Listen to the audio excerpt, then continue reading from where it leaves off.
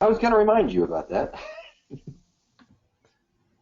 Here we go. This is the second edition of Light Conversation, which is just basically office hours for me. We take questions from Project 52 folks and whoever shows up about photography, lighting in specifics, but any type of photography question you have that you think you'd like to hear my opinion on or pick my brain on, that's what this time is for. We do it every other week, and let's see what tonight brings us. So, welcome everybody. Sergio is here from Brazil, and I welcome to you guys too.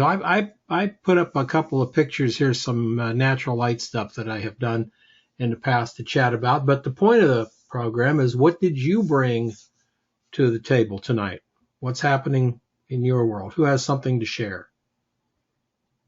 I have a super geeky question, Don. Super geeky, okay. Yeah. Okay, so I've been kind of looking into white balance a little more in a technical way. Mm-hmm. And I found out that, so I'm really against using auto white balance. So I've been trying to persuade some people I've been working with that they shouldn't use it. So then I started trying to look into it myself a little further. And I usually use one of the presets. Like when I'm using Flash, I use the Flash preset. Mm-hmm. So I know that if they're all off by the same amount. Right. So during my shoot, at least what I'm seeing is consistent. The images are consistent with each other, which I feel is better than having inconsistent pictures on a shoot. Yes. So then I started reading the Canon specs about how the presets are set up. And in the material it says the Flash white balance is, and I quote, about 6,000. Mm-hmm. So I did some Flash work and I brought my images in and into Lightroom, and I used I had them set as shot. Right. But the value is 6,350. So I just don't understand what this about is and whether Canon is actually got a set number for the preset, or whether it's somehow evaluating even though it's a preset. Do you know anything about that? It's a preset. I just think that by the time you get up into the higher numbers, Mm-hmm. the difference between is less, than it is down at the bottom between like a 3400K lamp and a 3200K lamp. There's some visible difference. 6,000 to 6,300, there's probably very little visible difference at that. But I just don't understand why Canon just doesn't say, okay, Flash is 6,000, says it in your manual, and then when it bring it into Lightroom, it's 6,000. I just don't understand why it wouldn't. A lot of it will depend on the flash tube that you're using. For one. Oh, so that affects the. Okay. Yeah, because you've set it at that about 6,000, right? And then the flash tubes can be all over the place, but Canon is going to try to keep it within that value. At least that's how I understand it. Okay? Oh, I see. So an older flash tube you might pop that in and get 5,900. Okay, so I guess what I should start doing is also look and see if I have different results when I'm using different lights. Yes, and try it on something that you can really get an accurate reading on. So you want to try it on the same person in the same outfit with the same cropping. Okay. And just kind of go through it and then put a different flash head on and go through it and see what happens then. Okay. Could it also vary with flash power on the same flash? Possibly, quite possibly, especially some of the cheaper models. Once you cross into the more premium brands, that should not happen. I say should not. It should not happen. And of course, if you go to the real premium brands, that's one of their guarantees, like Broncolor. Their guarantee is the same within the exact same Kelvin on every pop of every time it goes off, no matter what the power is. Yeah, I was just thinking maybe Canon has a profile for each of their speed lights that they're maneuvering during. So if you're using it at a 64th or a full, they tweak the white balance color temp setting just slightly because they have a profile on it or something. Right, that's a possibility. The other thing is if you want it to be 6,000 every time you do it, every click, then set it on 6,000. Okay. And at that point, Canon will give you 6,000 no matter what is happening in front of it. Okay, I understand now. I did some other reading and I found out that the lower the power is, then the bluer the light becomes, the warmer it is. The more power there is, the warmer it is. And that's with the Canon speed lights? No, I just read that somewhere, because I was doing a lot of researching. Somewhere I found information where somebody done a test. I don't know which speed light they were using, but they said that when the power went down, it got cooler.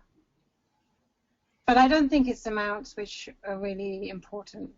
It was just small amounts. Yes, well, yeah, and a lot of stuff that we hear about regarding photography is what I call bench specs.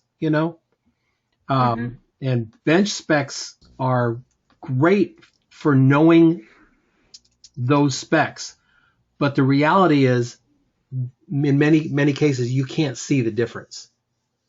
It's beyond the realm of our eye to see certain lines per millimeter, for instance, like a lens that is, this lens isn't as sharp as that lens. On a bench, what would happen, back in the day, what would happen is that, well, this lens isn't as sharp as that lens, and that's fine, but the paper was more coarse than any of those lenses. So the resolution of the lens wouldn't have made any difference anyway, because the paper couldn't pick it up. Like an enlarging lens, or in the case of a camera, the film lens wouldn't pick it up. Here's an interesting question: which do you think was the sharper lenses, 35 millimeter lenses or 2 1/4 lenses overall? The 35 millimeter lenses. Because they had to resolve such a much smaller image, they had to be extremely sharp. Now, Hasselblad lenses, of course, special lenses, but comparing a 35 millimeter lens to many of the existing 2 1/4 lenses, when you get down to resolution power, they were actually sharper. But they didn't look necessarily sharper when you saw the images, because there was so much more in the 2 1/4 negative. So I hope that helps, Sam. Sam, I doubt that you could see 300 Kelvin when you made the change on the computer. Could you actually see it? Not much, no. I just like to, sometimes I just get my geek thing on, and I like to get to if I'm trying to understand something, then I start having more and more questions, and I just like to have them answered. But you helped me there, because now I understand. What you're saying is that the Canon is trying to keep those lights around 6,000. So it's going to have inconsistent results. That makes perfect sense to me. Yep. I didn't realize that's how it's working. I couldn't find that information out online. So that's really useful. Thank you, Don. Yeah, and I'm again, I'm not positive of any of those things. That it just makes sense to me. seems to me that that's how it would go, because I know if you put it on 6,000, because I do that often. I put it on a number, not on a preset. When I do that, when I bring them in, they're 6,000. They really are. They're just dead on, because the camera is just saying, well, don't take anything into effect. Just do this. I went to an ASMP meeting on Saturday, which Eric had been one of the organizers of, and it was at the Grip place, the lighting and grip company, and they had these old school guys showing us like all sorts of things, from how to open a C-stand and how to make a huge boom arm with like these big 1.5-inch rails. And there was a guy that showed us all about Kina flows and how you could change the temperature by swapping out the tubes. It was just so fascinating, and it made me feel all geeky and want to sort of learn more about all of these things. Cool. I'm glad you did. I'm glad you got to go to that. That sounded like a blast. Yeah, it was fun. Yeah, I could have spent all day there. It was really interesting. Excellent. Sergio sent a photograph for us to look at.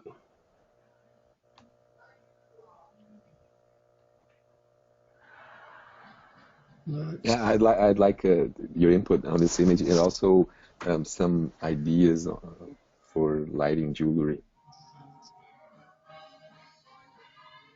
Well, let's see here what we got.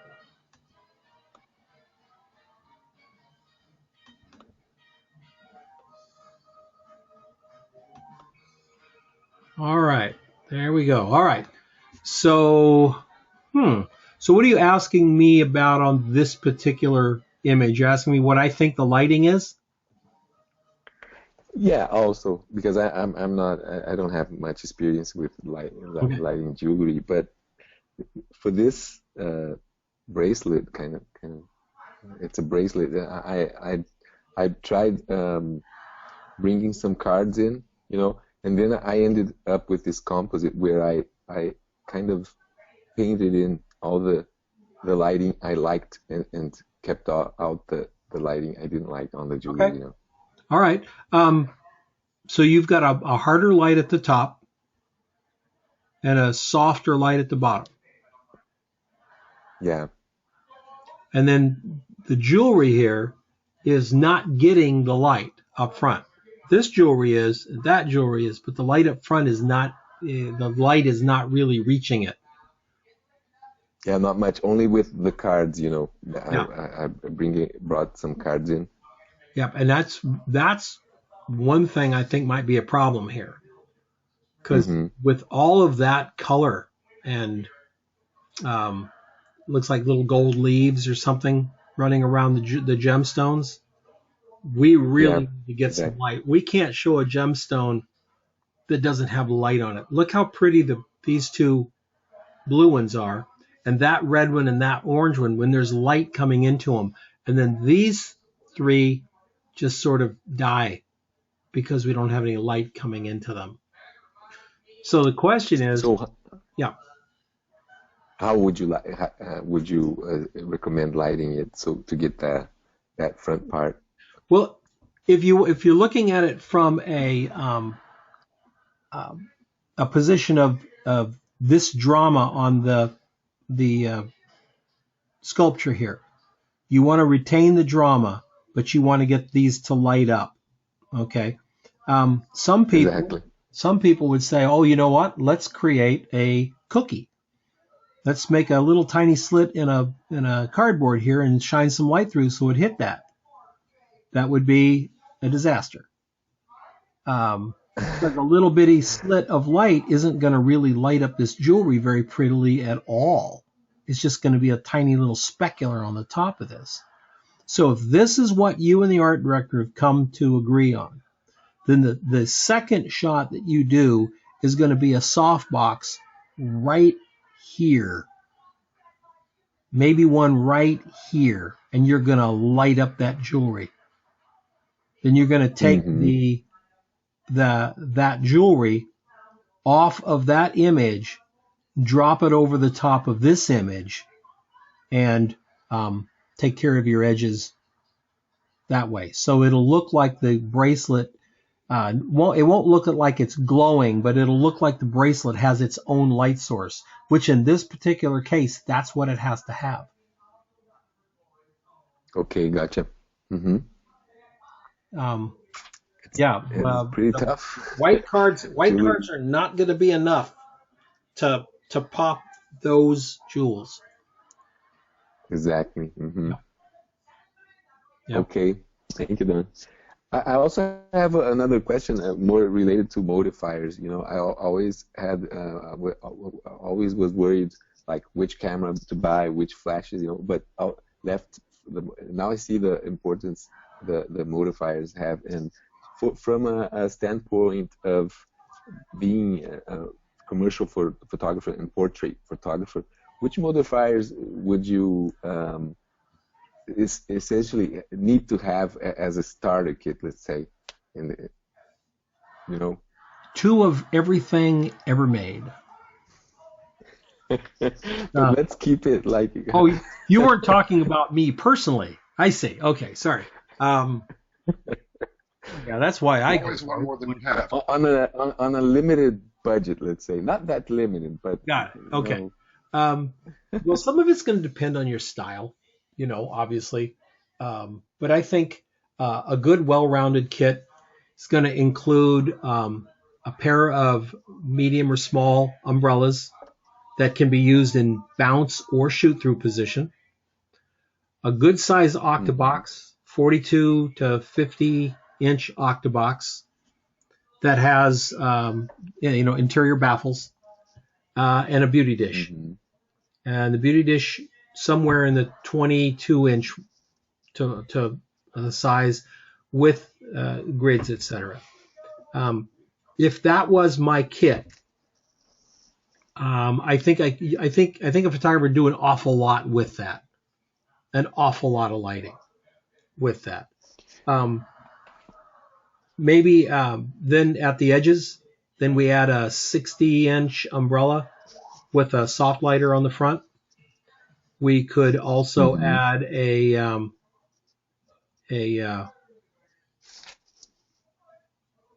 couple of strip lights, you know, maybe 1 foot by 4 foot strip lights could be nice in there as well. But that becomes a very solid kit.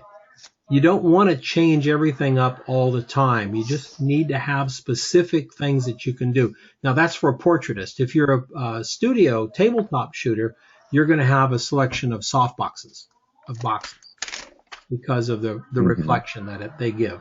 So that would be a little bit different. But believe me, when I go out in the trunk of my car at any given time, there's 2 octaboxes, I think it's a 36 and a 46, something like that. The 2, one's a little bit smaller than the other octaboxes. A 60-inch umbrella, a 43-inch umbrella, and a 2-foot square softbox. Those are what's in my trunk. And remember, I rarely use more than 2 lights. So I make choices based on those particular things. And I only have grids. I have a grid for the 2-foot square softbox, and I have a grid for the smaller octabox. Mm-hmm. Yeah, I was going to ask you about the grids. Grid for the strip lights? You know. If you're going to use strip lights, you'll most definitely want grids, because so often the way the strip lights are used, they're kind of used to face back towards the camera. I mean, it's just one of the more popular ways to use it. So the grid will help keep the flare down. Because these grids are pretty expensive, aren't they? Where I was checking some, I don't remember the brand, but they were pretty expensive. Can you get photodiox where you are? No, not really. But I have friends sometimes traveling to the States, or maybe plan going. Do they freak out? Do they freak out when you come into Brazil with stuff? Oh, sometimes. Yeah. Yep. Sometimes. I would say look at the photodiox stuff, and because you can buy it as a unit. You know, you get the softbox and the grid comes with it. Yeah, because I was looking at the Westcott, you know, and those are base level expensive. Yep. Yeah. Well, great. Thank you. Sure. Hope that helps. Give us food for thought. Good. Who else?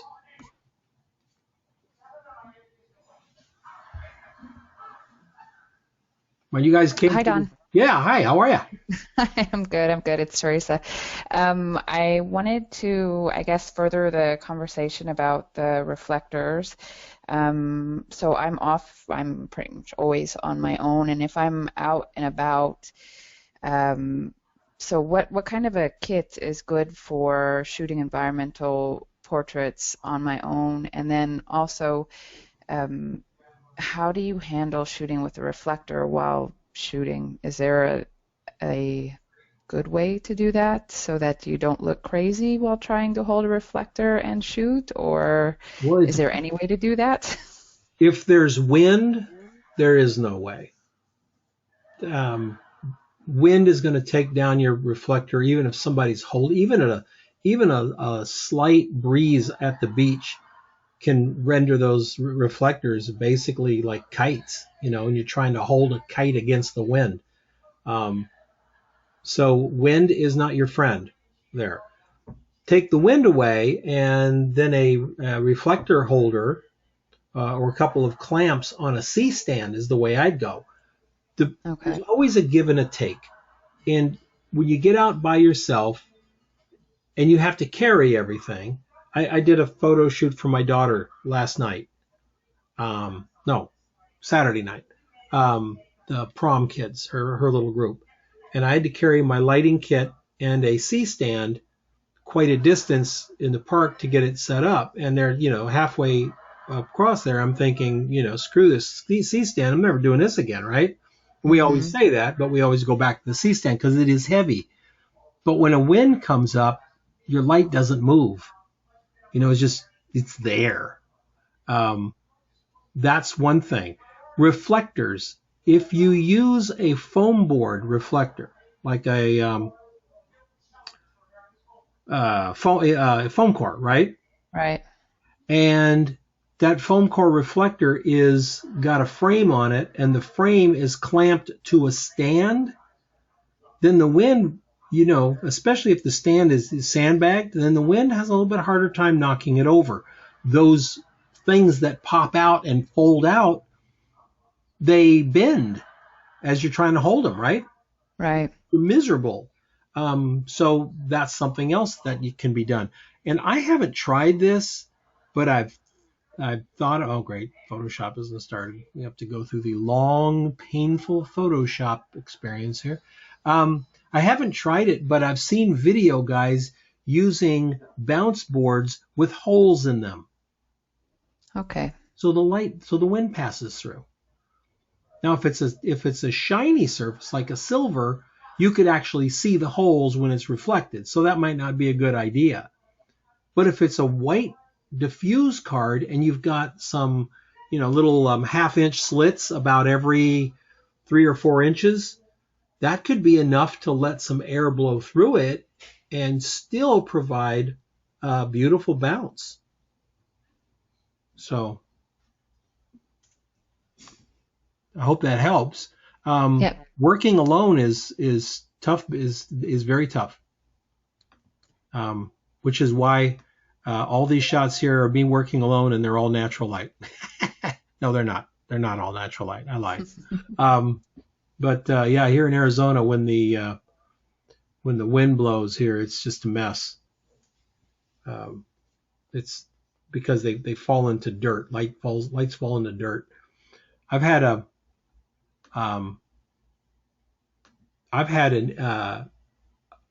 such a slight amount of wind take down an umbrella that was almost like laughable. In fact, I did laugh until I realized my umbrella was screwed up. But we were down in Tucson shooting on a street on a Sunday afternoon, shooting on one of the little back streets in downtown Tucson, very kind of old Pueblo-ish kind of stuff.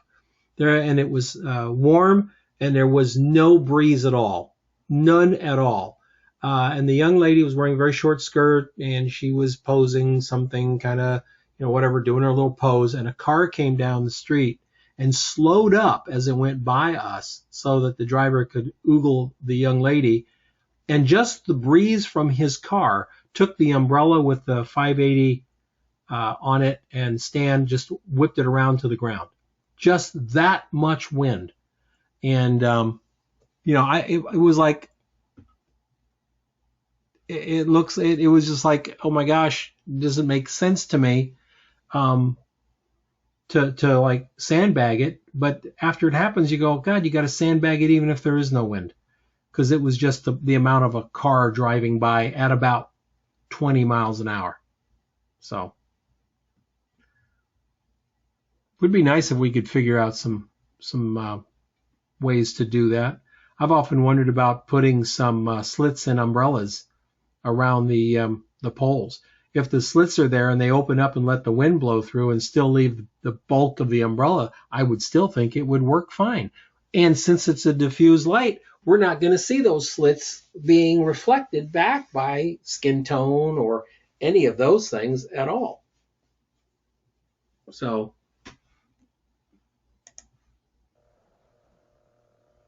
hey, John. yes. This is great.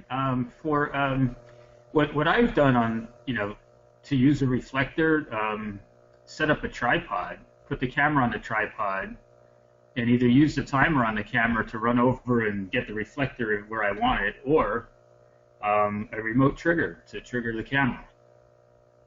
Oh, that's an idea. As long as the talent's going to stay where, in one spot, like you set up a shot and that's the one you want, maybe just have them move a little bit for different poses. Yeah, but then they're having to model for an empty camera, right? Well, they have to keep looking at the camera and not looking at you. Mm-hmm. Yeah, so that can be a trade-off for some of us. It's hard to get them to emote to nothing, but it's better than not having the right light. Yeah. And then for the umbrella, you were going to cut slits in it, but what about like the golf umbrellas that have the little flap on top that the wind goes through? Yeah, exactly. Yeah, why don't photographic umbrellas have that?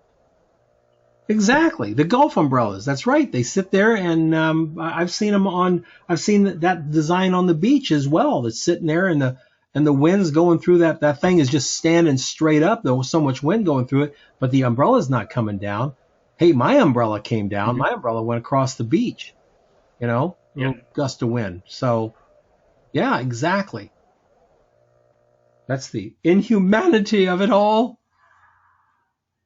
I know. We'll start a movement and start screaming and complaining to people, because that always works. Hey, Don, right. I have some. This is Hiram. Yeah, Hiram. I have some questions. A couple of questions about developing film, and I have some questions about printing. Okay. My two challenges in these couple of weeks.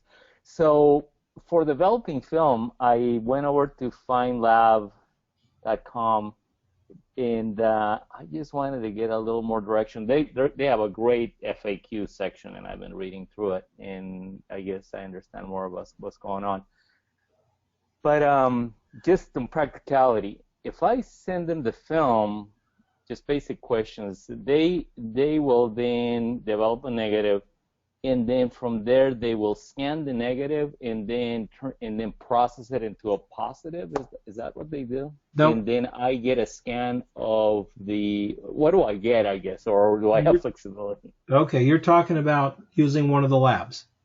Yeah. And you're going to send them your film. Yes. Okay, black and white film? Black and white and color, actually. Okay, if it's black and white film, they will make the negatives. Mm-hmm. They will process them in chemistry. Yeah. Then they scan each frame in a scanner. Now the scanner turns it to a positive. Okay. Scanner scans the negative and then turns it into a positive, which you can do in Photoshop. You have inverse. So you can scan a negative yourself, for instance, and then in Photoshop hit inverse, and it reverses the tonality and becomes a positive. If it's color film, they're going to do the same thing. Color film looks orange and green when you look at it. but because of the design of the film, when it goes to positive through an algorithm, it turns to the colors. So if you scan a color negative film into a scanner and then you hit inverse, it will not give you a color photograph. You have to tell the scanner that you're photographing a color negative so that parameters can be applied to the scan. Yeah, then they scan it and they send you back a CD with your scans on it. When they scan it, you get a TIFF. 9 times out of 10, you get a TIFF. That's a better image than a JPEG. Okay. Now you can take that 35 millimeter negative, put a light behind it, and photograph it on your macro lens. And now you have in camera, you have a raw scan of your negative. And then you can do things to that negative and inverse it, reverse the process in Photoshop and have a nicely done scan as well. If it's a really good scan, and the folks that I sent you to, I know there was a couple of other folks. I don't know those people, but I know that the Find Lab, when you get a scan back from them, it's a very good scan. The folks here in Phoenix, Tempe Camera, when you get a scan back from them, it just generally sucks. It's not very good. So that was one of my questions, regarding FindLab. They have different levels, right? Basic Plus, and Premium Scan. And depending on which one orders, either the Basic Plus or a Premium Scan. You want the Basic Plus. Okay. The Premium Scan is for people who don't know anything about Photoshop, wedding shooters who don't have time. They don't want to mess with it. They just want, because when you do the Plus, the folks at FindLab are making lots of decisions for you that I'm not sure you want them making in your case. And I guess okay, so that's great. That's what I was trying to figure out. And then when you get feedback, they tell you, I guess you get some feedback, but they'll tell you, based on your film, you ought to be doing this, I guess. Possibly, yeah.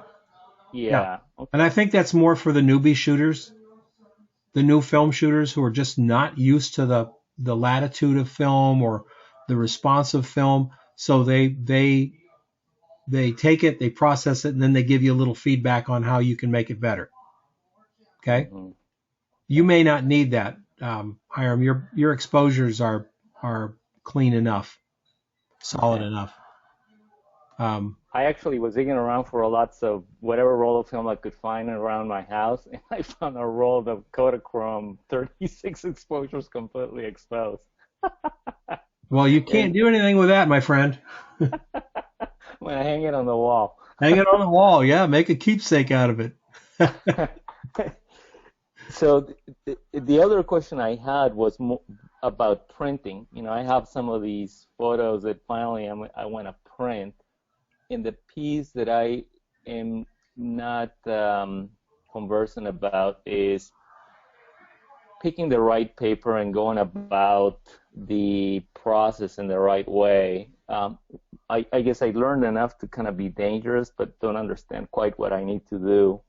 Where I know the photograph that I want, and I think I've just through reading and talking to Eric basically kind of dialed into what paper I'd want to use. What paper is that? Hahnemühle, and there are a few different grades, and it looks like I want to use like a matte Hahnemühle paper. It looks like what everybody uses, or a lot of people use, is fine rag or something like that. And the part that I get lost on is if I want to be able to dial, I guess I read that one needs to, or is better if I use an ICC profile for the paper. And I give that to the lab along with the information that I provide them. I provide them with my file. Yes. And also, I guess I'd import that ICC profile into Photoshop or Lightroom or whatever before I export it out. Depends on the lab you're working with. Some labs, custom labs, will help develop that profile for you based on what you want that print to look like. Mm-hmm. So they'll take a print, sort of like a test print of yours, right? Mm-hmm. You describe what you want. Yeah. They'll send you back 3, 4, 5, 8 by 10s with, some little changes here and there. And then you kind of pick the one you want. I see. If you want to profile it to your monitor, then you've got to make sure your monitor is exactly profiled to your output device. That becomes difficult to do when you don't own the output device. Okay. So that's a piece that I'm getting lost on, because I calibrate my monitor, right? And then I get that it would be great to have the ICC profile, but then I don't know what the output device really is, other than now if you're working with a custom lab, they'll send you the ICC profile for their printer. Okay.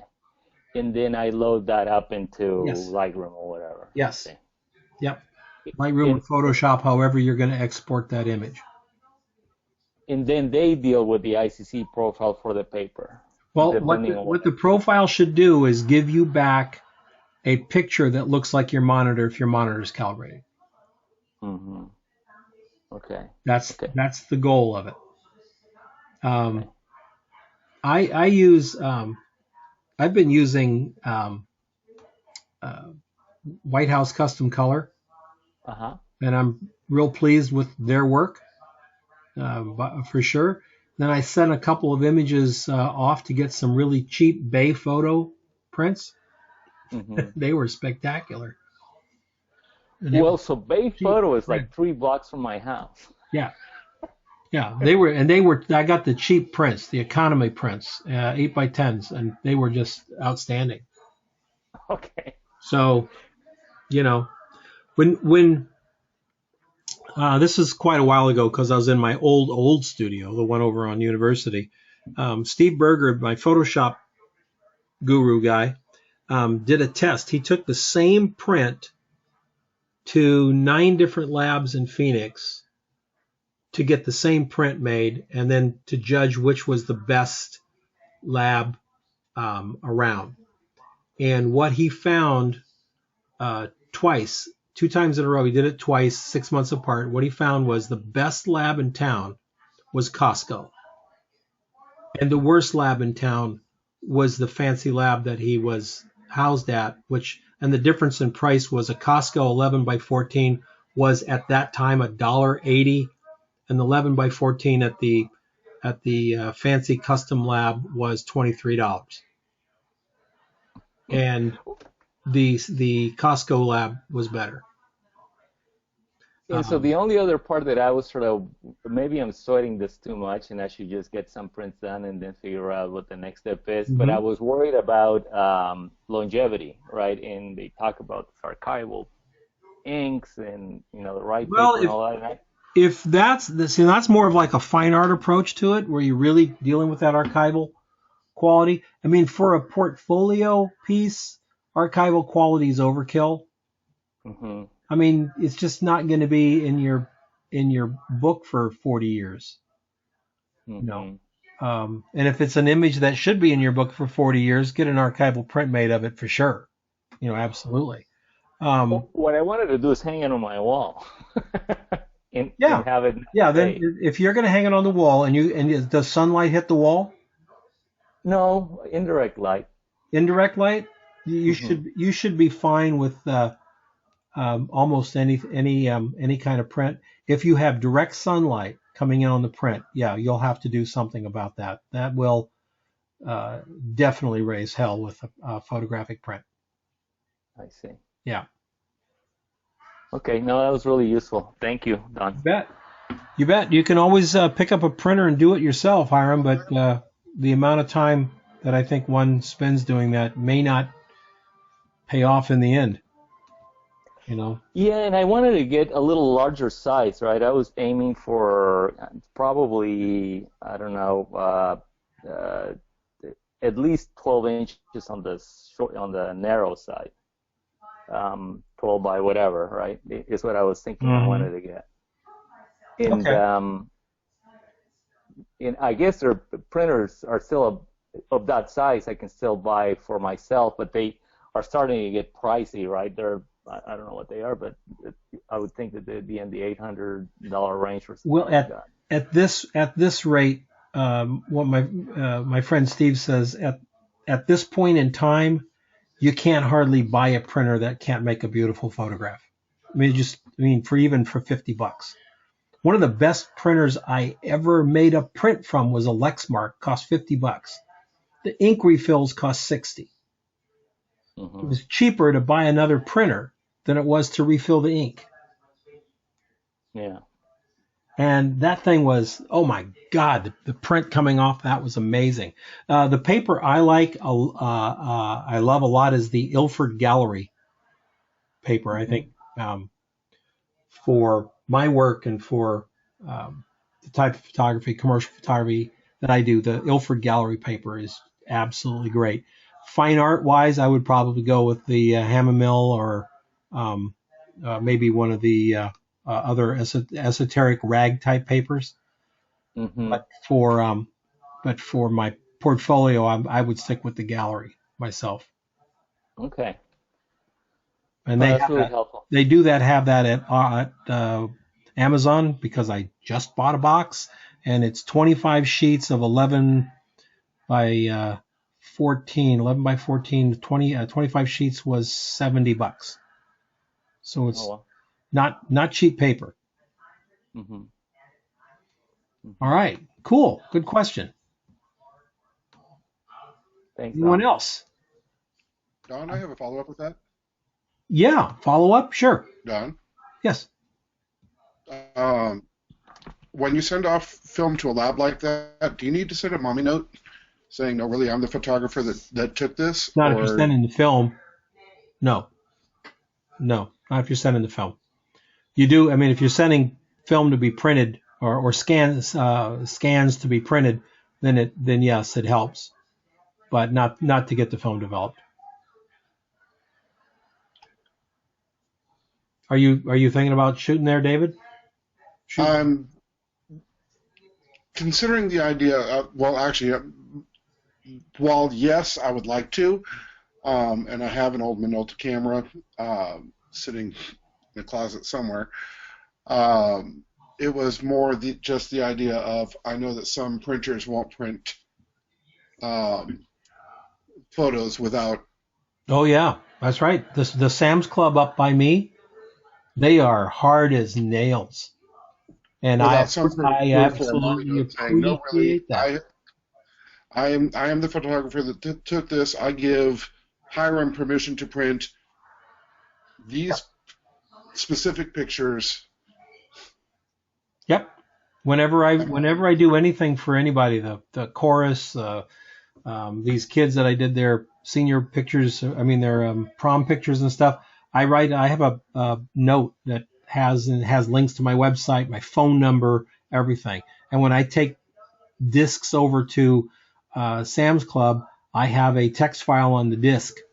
Says I'm the photographer, blah blah blah. Here's my website. Here's my phone number. Give me a call. And all they're going to do is due diligence. They're not going to challenge you. You understand that, right? They're not going to challenge.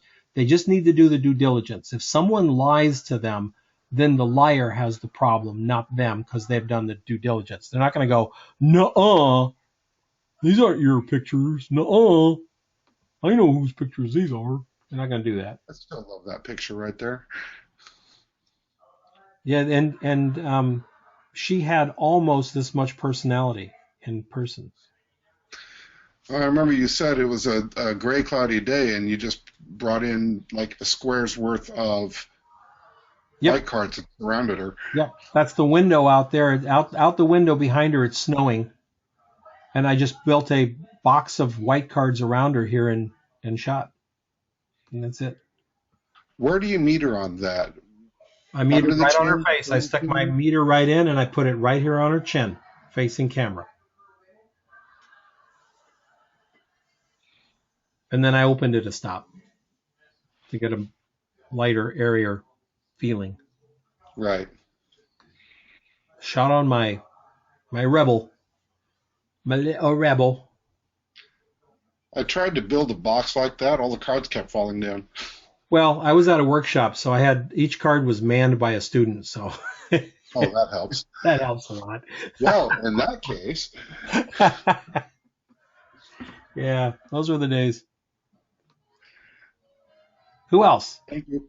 Who else has a question? Hey, Donna, if we could jump back to the softbox question real quick. Oh, you separated the softer lighter and the octobox and a softbox based on use, and I just want to make sure I'm understanding it correctly. It's just based on the reflection. Yes, On, if you're a tabletop shooter, you're shooting glassware and stuff, you can't have round reflections. Yeah, and I don't want to flash in the center of my softer lighter, so I'd use Right. my Apollo. But as far as for a portrait, whether I'm using my Apollo or my softer lighter is just convenience of which one I set up, correct? Yeah, or how they, the soft lighter is going to give you a round reflection in the eye, and the Westcott's going to give you a square. A bounce umbrella works with light differently than any type of diffuser. So when you take a 60-inch umbrella, bounce umbrella, and put a diffuser over the front, you now have a softbox. It's round, but softbox. And that's what I wanted to make sure. I saw a couple things earlier in the week that had me wondering if I was understanding correct, because my understanding is once I've got the diffuser there, it's a diffuser. It's the shape behind it doesn't matter anymore. That's right. The shape behind it is just it is no longer an umbrella. It's no longer a beauty dish. It's now a round softbox. And that was my follow-up on that was if a beauty dish with a sock over it isn't worthwhile investment for me at this point if it's going to always have a sock on it. Well, that's very true. Are you a tabletop shooter? I'm trying to do more people. People? I've been looking at potential beauty dishes that can be mounted to a speed light. Okay. But then I see a lot with people putting a sock over it, and then I'm like, hey, now it's just a 22-inch softbox.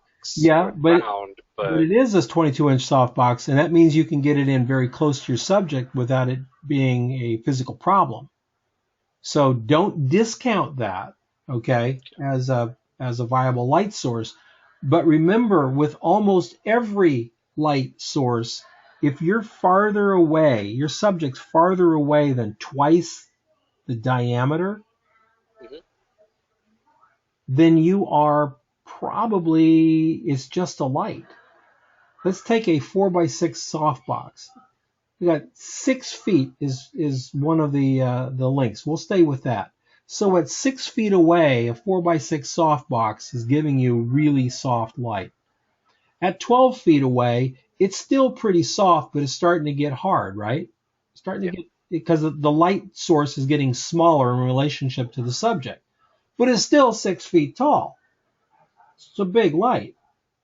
Take that 20 feet away, and there's no difference between it and, just a light. I mean, it's too small. Yeah. And that's the thing about beauty dishes. They are, if you want them to look like a beauty dish with that little butterfly under the nose and the sharp edge under the chin, because a beauty dish is a look. It's not necessarily the light. People keep using beauty dish. I used a beauty dish with a sock on it. No, you used a round softbox. A beauty dish is a result, and the result is that sharp little. I don't have a beauty dish shot up here. Darn it. Sharp little line under the nose, right under here, little shadow, right under the lip, and the chin is fully revealed and dark under the chin. You'll have a heart-shaped reflection under there. The other thing that the beauty dish does is it lights up the pan of the face and then falls away on the sides, so the sides go darker. And it's like when I see somebody using a beauty dish and then they put white cards up on the side. Once you put the white cards up on the side, It really doesn't have a beauty dish look anymore. Fine to do it, no problem, but it doesn't have a beauty dish look. It has, a different look, which is, again, fine. There's no right to it, but don't discount having a nice, decent beauty dish. With speedlights, they're dicey, I think, because no matter what, the speedlight doesn't really fill the dish correctly. So if I can find Photoshop. Oh my gosh, I can crop a photo. Good gosh almighty. How did I miss that? All right, one of the things about beauty dishes, and this is for the classic beauty dish configuration, not for some of the newer ones. A beauty dish has a sharp edge, a very wide pan like this, and the flash tube that goes, a flash head goes in the back. The flash tube goes up to even with the sides. The top of this flash tube is just under the rim. Then the covering that goes over it fits right there. So this light lights up that entire dish, even to the edge. What that does is, they used to call them pan lights back in the film days.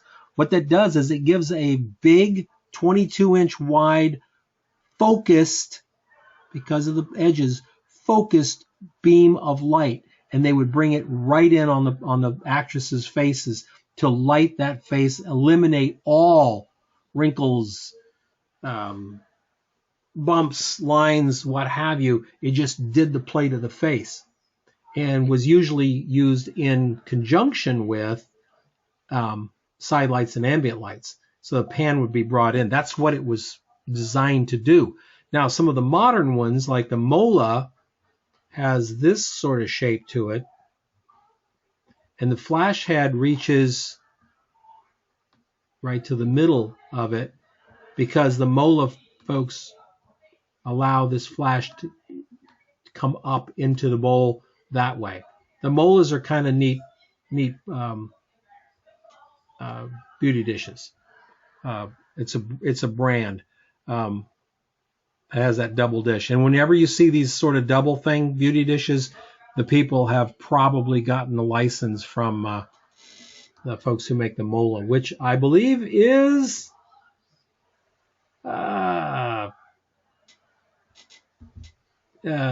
Profoto, isn't it? Well, maybe, I don't know. I can't remember who makes the Mola now. Any other questions? Anything else? Very cool. Well, I didn't know if everybody would have questions, so thoughts. So I just put a selection of my work up. This is all older stuff, I think. This is really old. That's a Polaroid transfer, really old. And the way I got this transfer, I'll just tell you a quick story on this, make a long story short. This was shot on 35 millimeter Polaroid black and white instant slide film. It was positive slide film. And so I shot it on the slide film. I took it into the dark room and put it in an enlarger and made a slide dupe of it.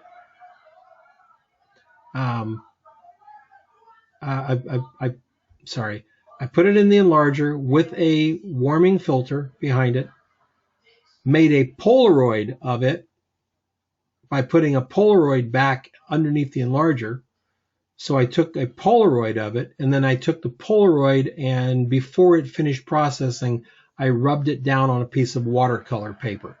Put it face down, the gooey print part of it face down, rolled it real tight, and put a piece of glass with a brick on it over the top for about 5 minutes.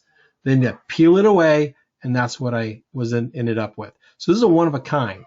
but it started life as a 35 millimeter and it ends life as a piece of watercolor with a 4x5 inch image on it. Those were fun days. I miss doing stuff like that. I miss working with my hands, quite honestly, in photography. This area right now is a shopping mall in disrepair because it's been there so long. So that'll give you an idea how long ago that photograph was taken. And that's just that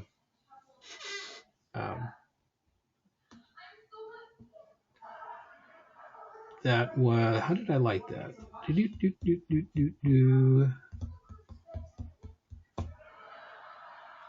Sun was behind her. This is a big, giant, very bright silver reflector. That's what that was.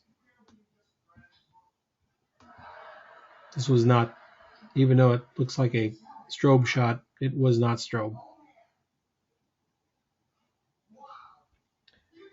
I was gonna say that looks like a PLM, Don, but no, it didn't have PLMs back. I know what it is. Never mind. It's not the reflector. It's my car headlights. It's the car headlights. Yep. And the sun. This was very late in the day, and I had long exposure on a tripod, and that was the. I had KC lights on my truck, and we. If I remember right, we had like a diffuser panel here, and we just shone the headlights on her. It's bizarre. Anyway, long time ago.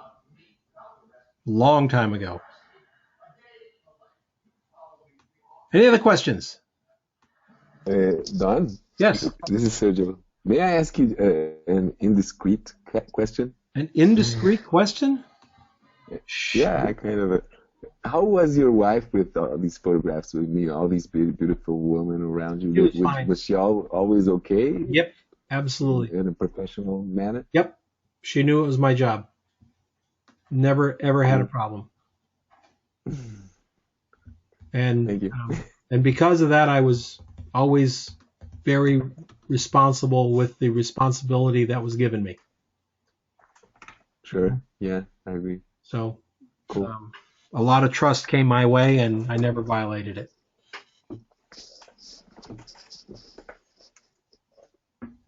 Anything else, folks? Fantastic.